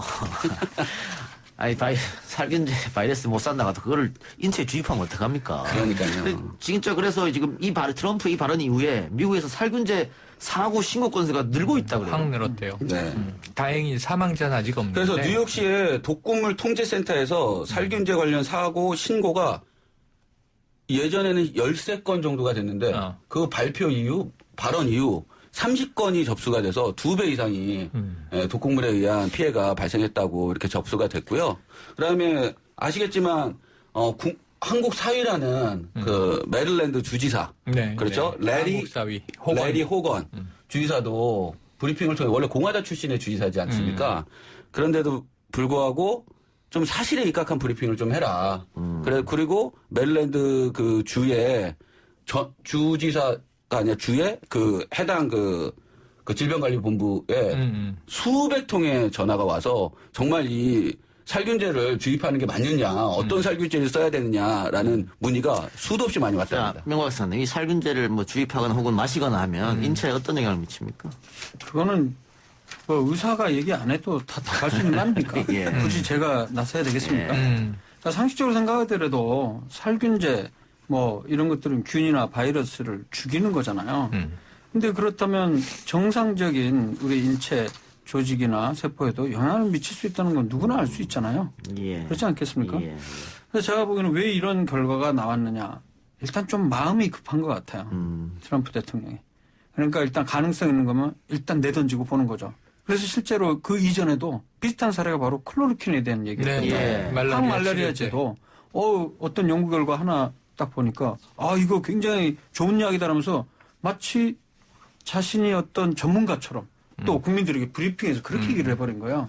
그러니까 이거는 사실은 최근에 우리 이슈가 작년부터 이슈가 됐던 이른바 강아지 구충제 펜벤다졸이 뭐 어떤 말기암 환자가 뭐 먹고 나왔다. 그래서 뭐 먹으면 좋대더라. 이런 거에 대해서 사실 우리가 좀 과학적인 생각을 가질 필요가 있을 것 같아요, 이제는. 그러니까 방금 얘기한 이런 뭐 항암 혹은 항살균, 항바이러스 효과들은 이른바 실험실 연구상에서 이루어진 것들이에요. 그리고 그런 결과가 있다면 바로 그 다음 단계는 쥐를 대상으로 한 동물 실험을 통해서 효능뿐만 아니라 안전성까지 확인돼야 되고요. 마지막으로는 특히 사람을 대상으로 해서 방금 전에 제가 말씀드렸던 대로 효능뿐만 아니라 안전성까지 입증이 돼야지 쓸 수 있다는 것이죠. 저는 이게 성급하다, 조급했다라는 것도 일부 인정해요. 왜냐하면 빨리 경제 살리고 싶고 대선 준비해야 되고 코로나19는 재앙이니까 대통령 입장에서 좋을 게 하나도 없고 종식에 대한 이제 조급함이 있겠지만 그 장면을 잘 보면요. 바로 그 대목, 이 소독제를 주입하면 어떠냐. 폐가 깨끗해진다더라. 1분 만에 균이 죽는다더라. 이런 얘기를 하는데 영상을 같이 보시면요. 굉장히 진지하고 진중하게 전문가적인 연출을 하면서 그 얘기를 하고 옆에다 물어보잖아요. 맞습니다. 네. 그런 방법도 검토해 보시죠. 뭐 이렇게 얘기를 하는데 이건 리얼리티 쇼 진행자의 화면을 의식한 연출이에요. 그래서 조급함보다도 오히려 매 순간 요즘에 이 코로나19 브리핑을 트럼프 대통령이 매일 해요. 그 길게 해요. 길 땐 3시간도 해요. 짧을 때도 1시간 정도를 해요. 기자들을 붙잡아 놓고. 그러니까 이건 뭐냐. 근데 이제 CNN이나 주요 메이저 기자들은 안 와요. 예. 왜냐하면 건질 내용이 없다. 이렇게 대놓고 얘기를 해요. 그럼 이제 트럼프 대통령은 대선 전이니까 뭘 하냐면 계속 매체에 내가 노출돼야 되는 걸 아는데 매 순간 뭔가 멋있는 얘기를 할 때 멋있는 폼을 잡는단 말이에요. 네. 이것도 그러다 나온 과정이에요. 뭔가 획기적이고 창의적인 그 모습을 보면서 저는 이거 굉장히 어린아이 같은 이야기인데 그러니까 에디슨이 계란을 품는 거나 친구에게 이렇게 가스를 주입해서 하늘에 뜨나보자 이런 위험한 짓을 한 거랑 비슷한 유아적 상태의 발상인데 지금 이분은 온통 멋있게 카메라에 비치는 것밖에 관심이 없다. 그래서 제가 이 얘기를 듣고 제가 아시겠지만 가습기 살균제 참사 전국 네트워크 공동위원장을 맡았을 때 아니 레킷 뱅키저 이름도 나와요. 예. 살균제를 만들더라고. 이게 가습기 살균제 참사 피해자들도 마찬가지 입장이었었거든요. 정부에서 안정성을 입증했다라고 했고 그 제품을 썼는데 지금은 가습기 살균제 피해자로 지금 짧게는 10여 년, 길게는 한 30년 동안 이렇게 고생을 하고 계시니 거니까 따라서 아무리 급하더라도 국민을 대상으로서는 시기도 중요하지만 안전한 것을 대통령이 책임 있는 발언을 해야 되는데 만약에 이런 발언을 우리 문재인 대통령께서 하셨다면 어떤 반응이 국민들의 반응이 이뤘을까라고 생각을 하면 끔찍하다 이렇게 보시면 될 것 같습니다. 지금 트럼프의 발언도 그렇고 지금 G7이라고 불리는 서방의 경제 국가들 네. 미국, 일본, 독일, 영국, 프랑스, 이탈리아, 캐나다 아닙니까? 네. 이 나라하고 지금 우리나라하고 비교해 봤을 때 이 선진국이 바뀌어야 되는 거 아니냐. 선진국이 바뀌어야죠. 의료체계, 방역, 사회적 거리두기 캠페인 우리는 너무나 완벽하게 잘하고 있는데 거기다 국민의 질서의식과 그렇죠? 민주주의를 어느 나라가 잘 표현하느냐는 투명성, 개방성까지.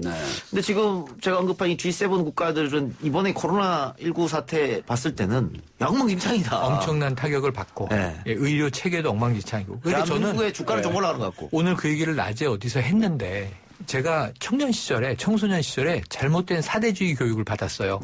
뉴욕에 가봐 다 줄 서, 일본 가봐 뭐 일사불란해. 서방 선진국. 아니 명사 특강할 때마다 좀 그렇게 주입받아서 우리나라는 그렇게 후진국인가 그랬는데 제가 처음 뉴욕 갔을 때 그렇게 침을 뱉고 그렇게 꽁초를 쓰레기통 왜 버리더라고요. 그래서 깜짝 놀랐고 일본 갔을 땐 깔끔하다 이런 생각을 했는데 이번 대처를 보면 사람이 비슷한데 지금 이 나라의 수준이 바뀌어 있구나.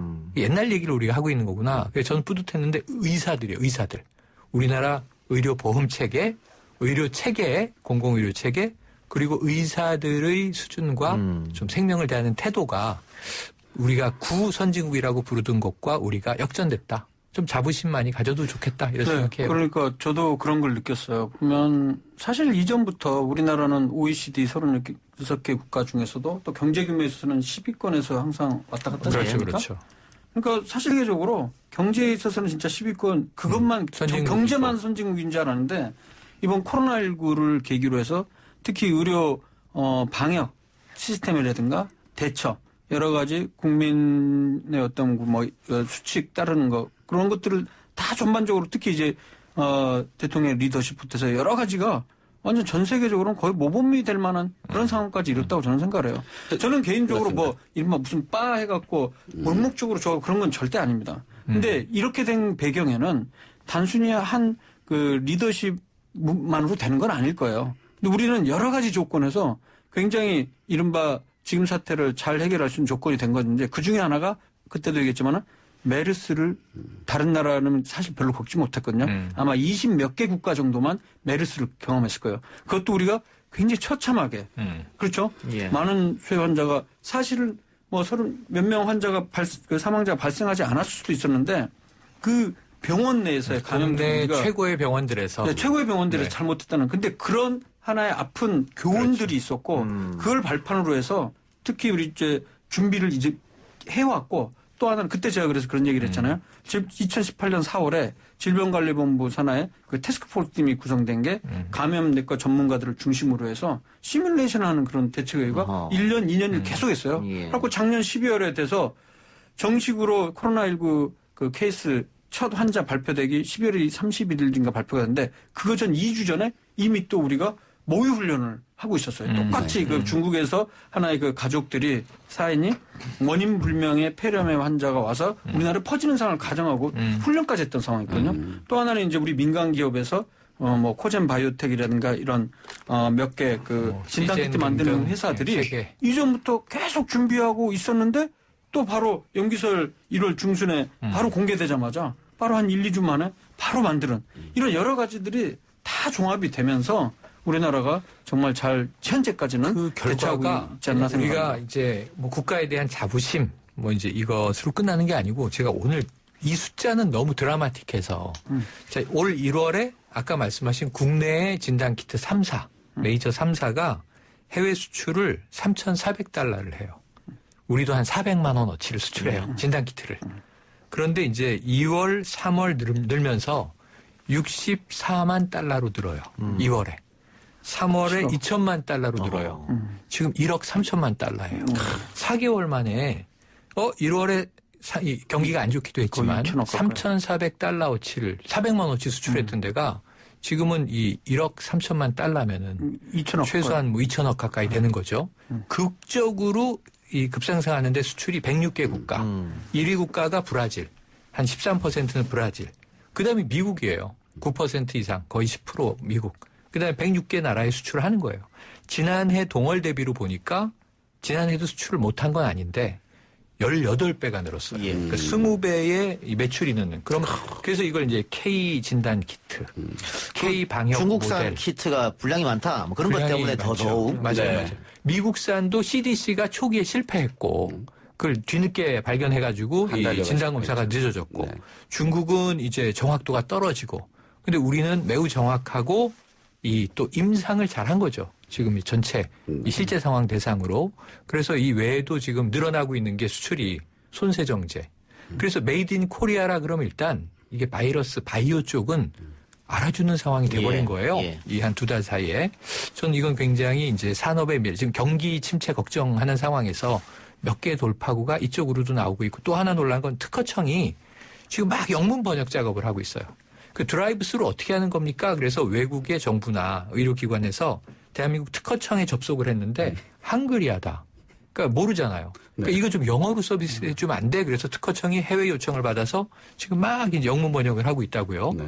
영문 서비스 개시하고 그럼 우리나라 특허청이 이제 글로벌에서 눈여겨보는 상황이 됐다는 건 굉장히 큰 변화가 이번에 있는 겁니다.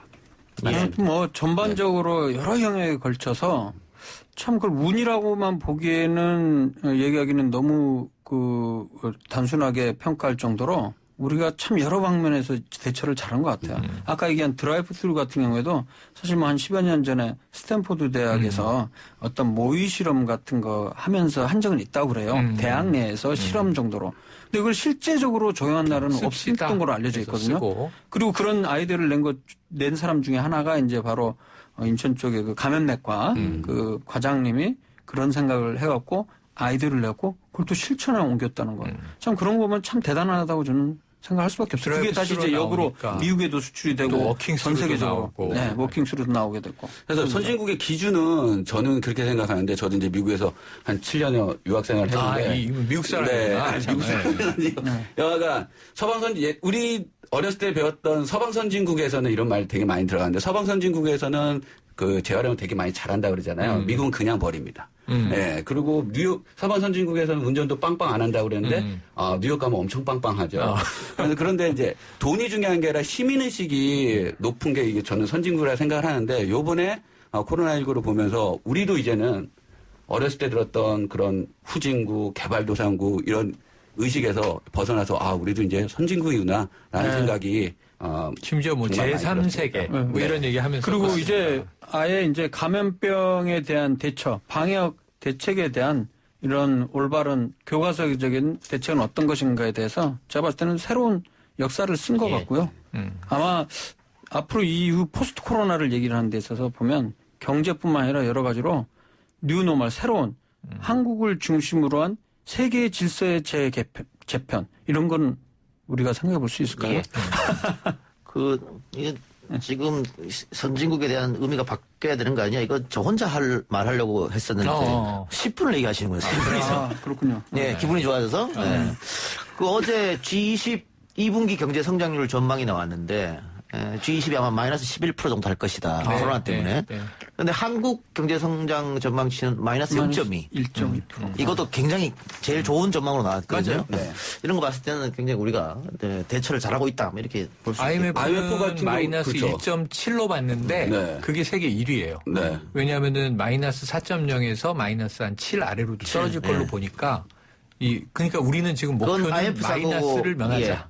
제가 말씀드린 건 블룸버그 에서 한 거. 그러니까 몇 군 비슷하네요, 그러면. 그리고 IMF에서도 OECD 국가 중에 코로나 이후에 경제 성장률이 가장 높은 나라를 우리나라로 꼽고 있습니다. 예, 알겠습니다. 우리나라가 한 대 맞고 나서 반격이 되게 빨라요. 그러니까 충격을 받고 반격이 빠른 게 지금 자동차 산업이 자동차 수출이 43%가 떨어져서 현대 기아가 지금 너무 힘들어요. 그리고 중국에서 이제 부품도 안 왔었고 초기에. 근데 오늘 경제면을 보시면 현대 기아차에게 기회가 왔다. 그러니까 지금 이제 이 자동차 시장이 무너진 거잖아요. 그러니까 먼저 들어가는 쪽이 이기는데 지금 현대 기아차는 R&D를 또 계속 하잖아요. 자율주행 쪽으로 지금 새로운 이제 또 첨단 장치들을 장착한 모델들이 나오는데 조금 고생스럽지만 얻어맞고 일어나는 게 힘들지만 조금 먼저 일어나면 링에 서 있으면 이기잖아요. 누워 있으면 지는 거고. 네. 알겠습니다. 이정희님 유튜브로 이 사람들 말이 끝나지 않아 이렇게. 저는 막 끝냈어요. 미국 사람 때문에 그런 거예요. 미국 사람이 말이 많아. 네, 알겠습니다. 광고 듣고 오겠습니다. YTN 라디오 앱이 오늘 새롭게 출시됐다고 합니다.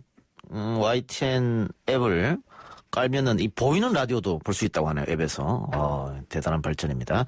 50원 유료 문자입니다. 샵 0945번, 샵 0945번으로 인증 사진 보내주시면 각종 선물과 커피 쿠폰 보내드리고 있으니까 많이 보내주세요. 4부에서 온갖 문제 연구소 말 많은 사람 3명이랑 계속 이야기하겠습니다. 온갖 문제 연구소 4부에서 계속 이어집니다. 코로나 이야기 하다가 우리나라에 대한 자랑 쭉 늘어나는데 그런데 지금 사회적 거리두기가 조금 느슨해지고 있는 것 같아요. 날씨도 좀 풀렸고 그동안 너무 집에만 있었던 거 아니냐. 그래서 제주행 비행기 항공권이 매진됐다 그러고 호텔도 한 80% 정도로 거의 만실 그렇게 지금 돼 있다고 해서 조금 걱정은 됩니다. 왜냐하면 뭐 이게 아직 끝나는 게 아니니까요. 더군다나 이 젊은 층에서 뭐 최근에 그 부산 클럽에 갔던 네, 대구에서 확진자가 또 나왔지 않습니까? 네. 또 앞으로 얼마만큼 나올지도 모르겠고 그 보니까는 전광판에 클럽 전광판에 코로나19 뭐 개나 줘버려? 우리는 뭐 즐기자 뭐 이렇게 돼 있더라고요. 그래서 좀 걱정이 많이 돼요. 많이 되죠. 네. 아니 이미 나왔던 얘기죠. 젊은 층들은 그 왜 마이애미, 플로리다, 미국의 해변에 미국 대학 개강이 늦춰지니까 다 바닷가에 모여서 놀면서 우리는 뭐 코로나 안 무섭다. 뭐 이러고 이제 코로나 신경 안 쓴다. 그러고 놀던 장면이 지금 뭐 우리나라 젊은 층도 마찬가지인데 그 이제 업소 이름이 다 나왔죠. 바이브라고. 그리고 우리나라 강남 유흥업소도 마찬가지였죠. 저번에 클럽도. 근데 이 친구가 이분이 젊은 10대 청년이 입대를 했으면 큰일 날 뻔했다는 생각이에요. 그렇죠. 군대 가기 전에 대구 청년인데 부산 가서 1박 2일 거의 밤새 놀고 자, 클럽 갔죠. 주점 갔죠. 횟집 갔죠. 그리고 다시 이제 무궁화 기차를 타고 대구로 옵니다. 그리고 입대를 하는 거예요. 며칠 후에. 확진된 원래는 걸려있는 상황인데 가면. 근데 그게 검역에서 그 입소 신입 신체 검사에서 걸러졌으니까 문제지. 입대했으면 또 이게 아찔한 거죠. 집단 감염이 되는 거죠. 근데 이제 입대해서 이제 신체 검사에서는 또 코로나 19 검사를 할 겁니다. 근데 그래서 오늘 이제 뉴스에 의하면 이 19세 대구 청소년과 이 사람 청년이죠, 뭐. 청년과 같이 갔던 사람은 한 명은 확진됐다 그러고 지금 뭐 자가격리만 지금 146명이라고 하는데 문제는 뭐냐면 유흥시설, 클럽이나 또 유흥시설, 다른 또 유흥시설을 갔을 때 방역 지침이 있습니다. 있어요. 들어갈 때 발열 체크하고 그다음에 인적사항을 쓰고 마스크 쓰고 전화번호, 그다음에 주소, 그다음에 당연히 마스크 쓰고 그다음에 개인 정보 동의를 할 거냐라고 하고 그다음에 뭐 발열이 있느냐 뭐 이런 체크를 하는데 문제는 이런 유흥시설에서 인적사항을 써야 되는데 그 인적사항을 쓰는 사람들이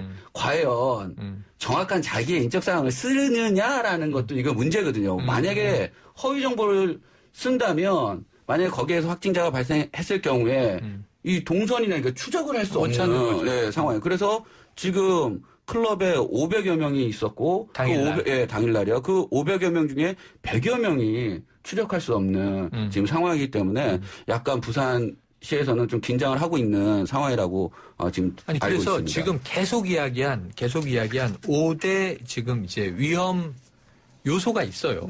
근데 이게 첫 번째가 종교 집회. 우리가 신천지 때문에 놀라서 계속 종교 집회 못 하겠고 어제 미사 법회 다 풀렸어요. 맞습니다. 저 미사 갔는데 신도수가 훨씬 줄어들어 있고 이 방역 단계가 철저해요. 그래서 안에 이제 앉아 있으면 띄엄띄엄 앉아 있고 마스크 쓰고 그다음에 찬송 같은 거 안 해. 그냥 조용히 하고 나와. 그래서 이제 종교는 이 정도면은 방역을 지키네. 교회마다 좀 다를 수 있습니다. 두 번째가 실내 스포츠. 근데 거리 두고 운동 이제 해도 되는 거예요. 영업해요. 그 세 번째는 학원. 학원도 조금씩 이제 개원을 하고 있는데 집단 감염이 계속 나왔죠. 교사, 뭐 학생. 그런데 여기는 이제 거리두기라든가 방역수칙 지킬 수 있어요. 공부하는 곳이에요. 저희도 지키고 있습니다. 그 다음에 이 다중이용시설. 이건 약간 고민인데 뭐 PC방 같은 거예요. PC방, 노래방. 요즘 많이 안 가지만 소독 잘하고 이 방역 지키면 될 것 같아요. 맞습니다. 술이 개입되면 조금 위험해져요. 근데 마지막에 유흥시설. 여긴 통제 불능인 게 제일 문제입니다. 1m 거리로 춤을 추냐고요. 클럽에서. 그 무슨 이게 체조하는 게 아니잖아요. 그렇죠. 클럽에서는 가까운 거리에서 신체적인 접촉이 많이 일어나고 그다음에 춤을 추면 땀이 나고 마스크 쓰고 술 먹는 것도 아니고. 이거는 좀 많이 주의를 그러니까 저는 이 5가지 영역 중에 유흥시설 쪽이 가장 좀 위험하다. 알겠습니다. 자, 코로나에 대해서 하나만 더 짚고 다음 주제로 넘어가죠. 대구의 31번 환자 신천지 신도로 밝혀졌었죠. 67일 만에 퇴원을 했는데 명 박사님, 이분은 왜 이렇게 퇴원이 오래 걸린 겁니까? 글쎄요, 잘 모르겠네요, 제가. 정확한 그 내용을 제가 봐야 할 것 같아요. 그러니까 완치가 결정이 안 났으면 계속 병원에 있었던 거 아니에요? 좀 도저히 이해가 안 갑니까? 안 가는데요. 이제 지난 2월 17일 날 입원을 했거든요. 이 환자가. 그런데 이제 67일 만에 퇴원을 했습니다. 그런데 이제 지난 24일 날 67일 만에 퇴원했는데 제가 이제 뭐 뉴스 이렇게 종합해 보면 계속 검사를 했는데 양성 반응이 계속 나오는 거예요. 예. 그 나을 것 같아가지고 또 검사해 보면 또 양성 반응이 나오고. 왜냐면 슈퍼 뭐 확진자, 슈퍼 전파자 뭐 이렇게 얘기를 했는데 물론 사람마다 뭐 다 다를 수 있지만 근데 메르스 때도 명 박사님께서 말씀하셨던 것처럼 6개월 정도 뭐 장기 입원한 사람도 있는데 여기는 지금 코로나19에서는 최장 기간이죠. 2달. 그런데 지난 22일 날 입원한 지 65일 만에 음성 판정이 나오고 1차 검사할 때 또 2차 검사에서도 최종 음성 판정이 나와서 24일 날 67일 만에 퇴원하게 된 거다 이렇게 알고 있습니다. 그러니까 다른 확진자들은 그 입원해서 퇴원까지 걸리는 게 보통 뭐 보름 정도? 그렇죠. 통상 젊고 빨리 완치하는 경우가 14일 주주. 네. 그다음에 이제 통상 고령자 좀 길다 25일. 네. 그러니까 이제 2주에서 4주 사이 한 달 이내. 근데 이 경우는 2달하고도 꼬박 일주일. 그러니까 지금 방역대책본부에서도 그 이유를 밝힌 게 계속해서 양성이 나왔다. 네. 근데 그 이유에 대해서는 제대로 지금 그 설명 안 해주는데 저도 그게 좀 궁금하고요. 좀 저도 어떻게 해서 갈지 잘 모르겠어요. 근데 요거와 이제 좀 다르게 좀 다른 얘기를 하고 싶은 게 뭐냐면 지금 자 보십시오. 최근 한 일주일 동안 10명 내외잖아요. 확진자 숫자가. 근데 그 중에 해외 유입 사례를 보면 반 이상의 최근에는 80% 90%가 다 해외 유입 사례예요. 오늘 10명 중에 7명. 그러니까 반대로 얘기하면 제가 그전에도 그런 얘기를 제가 했었습니다. 일주일이나 2주일이라도 해외로부터 우리 국내에 입국하는 것을 금지란 표현은 조금 부정적이니까 그냥 연기를 하면 어떨까. 그러니까 외국으로부터 우리나라 들어오는 거를 1주에서 2주 전은 연기를 했다면 저는 사회적 거리두기 요거 해제하는 것도 좀 더 빠른 시일 내에 됐었다고 생각해요. 이게 왜 중요한 포인트냐면요. 어떤 분들은 제가 이런 얘기를 할 때 아니 그럼 해외에 사는 국민들은 우리나라 국민 아니냐 뭐 이렇게 얘기를 하는 거예요. 근데 저는 그 부분을 얘기를 하는 게 아니고 기본적으로 열이 나는 사람은 그 다른 나라에서 항공기를 못하고 항공기를 어차피 못하는 상황이거든요. 입국 금지하는 이유는 그거예요. 그 바이러스를 가진 사람들이 가능하면 들어오지 못하게 하는 목적이거든요. 근데 지금 현재 계속 하루에 10명 내외 6명 7까지 나오는데 그중에 거의 대부분이 해외 유입 사례와 관련된 거다. 이렇다면 그럼 반대로 얘기하면 이거예요. 전 세계적으로 유럽이나 미국은 계속해서 늘어가고 있는데 그걸 계속 우리가 봐주면서 유입을 하면서 우리는 사회적 거리두기를 계속 연장을 해야 되는가. 우리 전체 경제와 여러 가지 우리나라 전체 시스템을 생각을 해야 되지 않겠냐는 생각을 좀 해보고 있어요. 저는. 그게 한 달 전에 고민했던 문제인데 그렇죠. 지금 한 달 전에 우리 정부는 각오하고 그래도 교류를 차단하지 않겠다라는 방식을 결정했고 지금은 해외 유입 이 바이러스 가진 감염자들이 완전히 통제된다. 그렇죠. 검역에서 걸러내고 2주 자가격리 엄격하게 하고 전 세계에서 들어오는 사람들을 그들이 이제 연락처를 이제 정말 허위로 적거나 혹은 도주해서 고발된 사례도 있고 추방된 사례도 있잖아요. 외국인들은. 그래서 지금 요 정도 하루에 그러니까 어제 10명 중에 7명이었고 그제 10명 중에 9명이 해외 유입이었거든요. 해외 유입 비율이 높은데 한 달 전쯤에 아마 명 박사님 말씀처럼 했으면 조금 다른 상황이 됐겠는데 그건 우리 정부와 국민들의 선택이고 지금은 해외 유입 부분이 통제되고 있기 때문에 아닙니다. 저는 그렇게 생각 안 합니다. 한 달 전에도 제가 그렇게 얘기를 했었고요. 한 달이면 지금 상황은 더 필요한 게요. 지금 반대로 얘기하면 해외 유입사를 빼면 하루에 한두 명꼴 나오는 거거든요. 맞아요. 이것 때문에 우리가 전체 사회적 거리두기 이걸 해소를 갖다가 다시 유치한다는 건 나는 그거는 전체적으로 어떻게 보면 비용 효과적인 차원 전체적인 우리나라 그 경제적 여러 가지 면들을 봤을 때 이건 좀 비효율적이라고 생각이 제 생각에는 이제 코로나19의 초창기 때 우리가 뭐 해외에서 이제 오시는 분들을 차단해야 되는지 뭐 중국발을 차단해야 되는지 거기에서 좀 갈팡질팡한 거는 당연히 사실이고요. 근데 문제가 됐던 그때 당시에 문제가 됐던 거는 그런 확진자가 인천공항에서 걸러지지 않은 상황에서 지역사회를 돌아다녀서 감염시키는 게 이게 문제가 됐었거든요. 근데 지금 최영일 평론가님이 말씀하셨던 것처럼 지금은 이것이 유입이 되더라도 일단은 각 나라에서 비행기 타기 전에 30.5도가 넘으면 그러니까 발열 증세가 7.5도가 넘으면 그러니까 발열 증세가 있으면 일단은 그 나라에서 일단은 그 탑승을 못 하고요.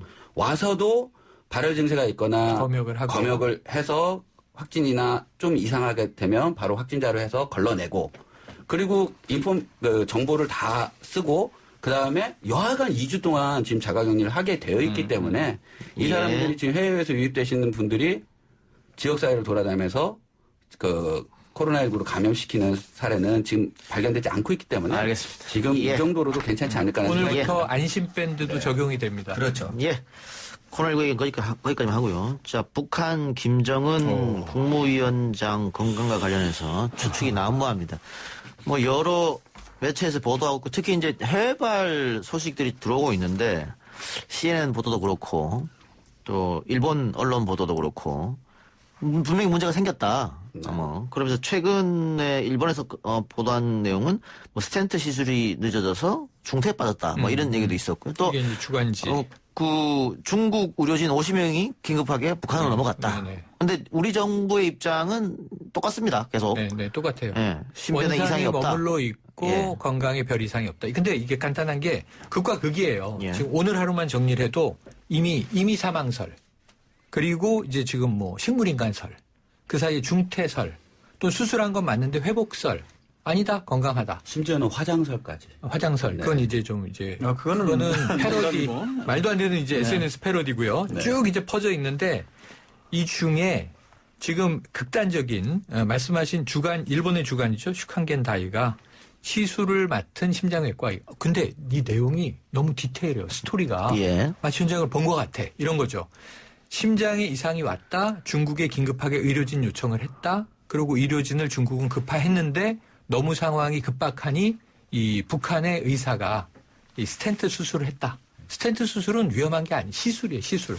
심장 혈관을 확장해 주는 거예요. 물론 이것도 이제 의료 수준과 시설에 따른 위험도의 차이가 있겠습니다만 그랬는데 늦어지는 바람에 이 사실은 지금 뭐 코마 상태에 빠졌다. 이게 이제 이쪽 주간지의 내용이에요. 그런데 또 하나는 이게 마치 내용을 잘 보면 중국의 대외협력부의 책임자가 직접 북한에 들어갔는데 최고 의료진 50명을 데리고 그런데 직접 인터뷰를 딴 것 같은 뉘앙스를 풍겨요, 이 기사가. 그래서 상당히 그럴듯하게 들리는데 이 공식 라인의 입장은 중국의 대외협력부가 이 북한의 최고 지도자가 중태에 빠졌을 때 의료 지원하러 들어가는 부서가 아니라는 거예요. 그건 생각을 해봐도 그렇잖아요. 그렇죠. 시진핑 주석이 지시를 해서 중국의 최고 의료진이 갈 수 있는데 대외협력부에서는 50명이 왜 들어갔을까? 한 명이 심장 시술을 하는데 이 50명은 코로나19 방역 지원하러 간 거다. 중국도 지금 코로나를 제일 먼저 겪고 세계적으로 우리 방역 잘해 이런 입장이잖아요. 그러니까 북한이 지금 코로나 청정국으로 얘기하고 있잖아요. 0명. 그러다 보니까 실제로 내부에선 퍼질 수 있는데 외부에 얘기할 수는 없고 지원 요청할 때가 중국, 러시아밖에 없는데 러시아는 지금 난리예요. 그렇죠. 초기에 청정국이었는데 중국은 지금 거의 잡았어요. 그러니까 중국에서 코로나19 방역 도와주러 들어갔다고 보는 것이 오히려 더 합리적이다. 일단 저도 보도의 신뢰 같은 경우는 항상 이런 거는 많이 있어 왔지 않습니까? 많이 이전에 뭐 김일성부터 뭐 김정일 지금까지 김정은도 여러 차례 그랬잖아요. 현송월도 그렇고. 그러니까 저는 개인적으로는 정확도 모릅니다, 그냥. 근데 만약에 중국이나 미국이나 우리나라에서 진짜 그 고도의 정보를 갖고 있는 사람들이 진짜 가능성인데 그걸 아니라고 굳이 굳고 부인할 이유는 없거든요. 제가 봤을 때는. 그렇죠. 결론은 잘 모른다는 거예요. 가능성은 존재하지만. 그렇지만 제가 봤을 때는 제 개인적인 뇌피셜로는 가능성이 상당히 있어 보입니다. 위험할 수 있다. 왜냐하면 잘 아시는 대로 언제든지 그럴 거라고 생각했던 게 김정은 같은 경우는 이전 랩에서 갑자기 살이 찌었잖아요. 자기가 지금 할아버지 차례를 한 거죠. 그걸 하면서 너무 급작스럽게 몸무게를 찌었고 그것을 몇 년 동안 유지하면서 딱 보면 지금 상황은 극도의 고도 비만이에요. 이런 상황이면 추측할 수 있는 게 검진을 제가 있는 검센터 왔다 했다. 거의 확실하게 뭐가 있냐? 고혈압, 당뇨, 이상 지질혈증, 즉 중성지방이나 콜레스테롤 높은 가능성이 충분히 있고요. 그런데다가 담배를 피우고 술도 흡연 많이 하고 운전도 많이 한다고 알려져 있고 이런 상황이라면 간도 나쁘고 고혈압, 당뇨, 이상지질혈증 같은 심혈관 이런 질병들은 종국에는 동맥경화, 죽상경화증이 생기면서 결국에는 이 특히 관상동맥, 심장혈관과 뇌혈관에 그게 진행이 되는 경우에는 잘 아시는 대로 좁아지면 협심증 그리고 거기에 혈전이 생겨갖고 막거나 혈관이 갑작스럽게 연축을 하게 되면 심근경색이 올 가능성이 있거든요.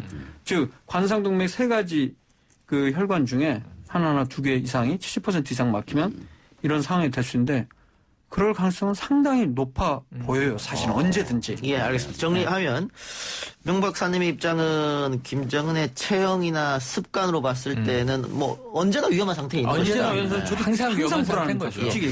근데 우리 정부 발표는 일단 원산에 있다. 네. 그러고 네. 있다. 그리고 오늘 위성 사진이 공개됐죠. 아니 원본산에 있는 거는 38노스의 위성 사진이 예. 딱 15일, 21일, 23일 명확하게 기차가 전차가 있어요. 있으니까. 그래서 네. 그거는 확실하고 우리 정부는 이미 그 얘기를 했고. 그러니까 우리 정부도 뭐 국정원에서 받는 정보일 테니까 맞습니다. 아무래도 제일 제가 신빙성이 지난 있지 않느냐. 주말부터 예. 북한 전문가들이 계속 방송에 요새 나오시잖아요. 예. 그래서 매일 직접 만나면 대기실에서 여쭤보는 거예요. 그분들이 방송용 말씀을 하시는데 사실 어떤 상태요? 예. 별 이상 징후가 없는데 우리는 불러주면 좋죠. 출연이 늘어나니까. 그리고 좋아하시는데 딱 한 가지 신뢰할 수 있는 건 이거예요. 뭐냐면 우리는 휴민트로는 그러니까 이제 스파이 정보로는 예. 그 내부에서 이러한 일을 알 수 없다는 거예요. 어떻게 김정은 측근까지 가냐고요. 무슨 그렇죠. 이제 휴민트가. 우리 시긴트인데 시그널 정보, 신호 정보를 잡는데 딱 하나예요. 북한 체제 특성상 만약 최고 지도자가 유고야. 그러면 전방과 군부대에 통신이 폭증해. 아니면 역으로 갑자기 조용해져. 예. 조용해져. 명령이 없어. 둘 중에 하나여야 되는데 일상적으로 이제 통신하고 있다는 예. 거예요. 그러면 이상이 없는 것이다. 전 이건 굉장히 신뢰가 높다고 봅니다. 근데 제가 보기에는 이런 북한을 제외한 여러 나라에서 이게 이슈가 된다는 건 분명히 알고 있을 거예요. 예. 근데 만약에 전혀 얼토당토 않고 우리는 지금 다른 일 보고 있다 그런다면 발표를 하지 않겠어요? 아무 일도 없다. 근데 지금 딱 보면 이게 스텐트 시술이라는 게 대개의 경우는 뭐 시술이 간단하고 2, 3일 안에도 퇴원하는데 이제 지금처럼 고도비만인 경우는 좀 어려울 수도 있지 않겠습니까? 그러다가 대개는 한 1, 2주 정도 이상은 필요해요. 일단 어느 정도 생활을 하기 위해서는. 네. 그리고 보통 한 1개월까지는 돼야지 이제 원상 복귀를 하시는데 대략 1, 2주가 고비기 때문에 지금이 대략 어느 정도 됩니까? 그러니까 태양절 김일성 생일에 나타나지 않으면서부터 네. 11일 정치국 회의는 있었어요. 아, 그러니까 11일 이후부터 종족의 안보에서 15일 날 나와야 되는데 행사를 안 온 거야. 이제 그러면 한 2주 보름 가까이 된 거죠. 보름. 네, 이제 예. 그러면 뭔가 나오겠네요. 뭐 과거에 발목 수술할 때도 급사설 나왔죠. 예. 20일에서 두 달 후에 나온 적이 있고 저는 이 최피셜 딱 하나 여기 끝인데 지금 조금 이제- 짧게 해주세요. 아니 예. 지금 회복돼서 막 저도 하고 싶은 나오려는 얘기가 찰나에 예. 전 세계가 주목하고 있어. 그럼 저 같으면 원산에서 안 나와요. 왜냐하면 이렇게 주목받은 적이 없어요. 그렇죠. 최근에 네. 코로나19 때문에 네. 계속 단거리 발사체 쏴도 주목을 안 하고 트럼프 대통령도 뭐 친서 안 받았는데 받았다고 이제 슥 하고 넘어가고 대선 때까지 안 본다는 거 아니에요. 네. 근데 건강 이상 소리 딱 퍼지니까 다 북한을 주목해. 그럼 전 원산에 한두 주 더 쉬면서 세계 동향을 보다가 네. 가장 극적인 상황일 때 나올 것 같습니다. 저는 이 최피셜에 한 표 던지겠습니다.